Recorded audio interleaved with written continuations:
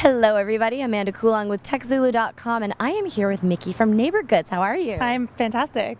So NeighborGoods is so inspiring, I think, because the value proposition is so simple. I love that you started with a backpack. Explain what NeighborGoods is based on that backpack. Okay. So yeah, I mean, my backpack is the item that started it all, that inspired the creation of NeighborGoods. I was going to Thailand for a month and I needed one of those backpacker bags. And I'm like, you know, I'm not a backpacker. I don't really want to buy this. So I started asking my friends if I could borrow one.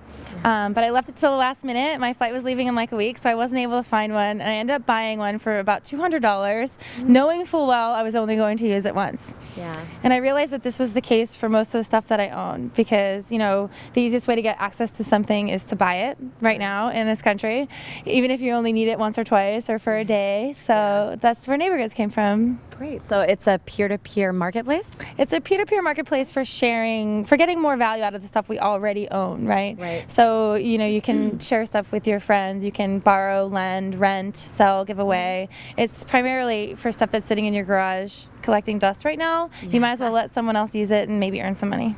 So it's been compared to being like a Craigslist mixed with Facebook, right? Yes, exactly. Yeah, I could go home. I was like, yay, thanks, guys. Yeah, so that's the idea. So we're basically putting social features on top of the idea of a classified service. Okay. So we're trying to make it safer, friendlier, more fun.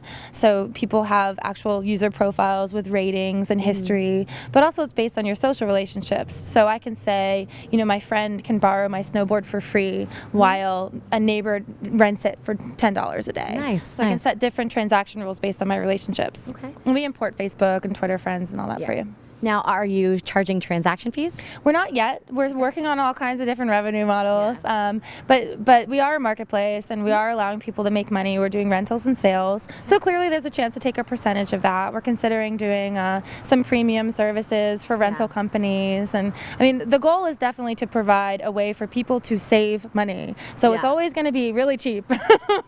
Now, which groups or categories are doing the best right now? Which have the most activity?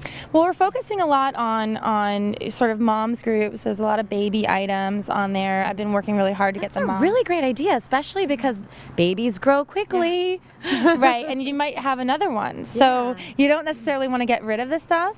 You want to, but you'd be happy to let someone borrow it. And so NeighborGoods works really well for that. Tools are very common, you know, ladders and power drills, and also sporting wedding dresses. I haven't seen any wedding dresses yet, but you know, that's a really good idea. Hopefully you only wear it once. Exactly, so why not let someone else wear it? That's perfect. I'll work on that. Yeah. I think what's interesting too is, you know, there's so many use cases.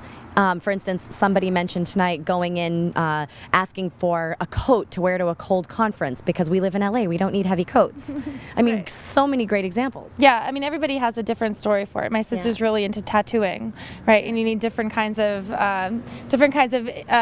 I don't even know what they're called. Needles. I'm covered in them and I don't know.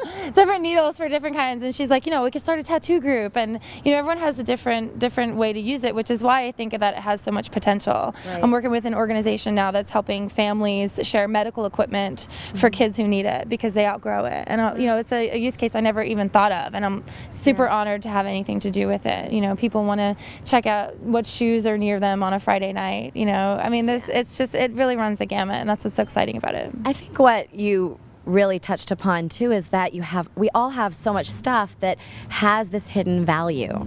Yeah. And this actually allows you to extract more real value from it. That's the idea. And I like to say that it's social and monetary value, because, you know, you can let your friends borrow something for free and you're solidifying that relationship. Actually, the second transaction I ever did on the site was with someone in my neighborhood. He came over to pick up, I don't even remember what he borrowed.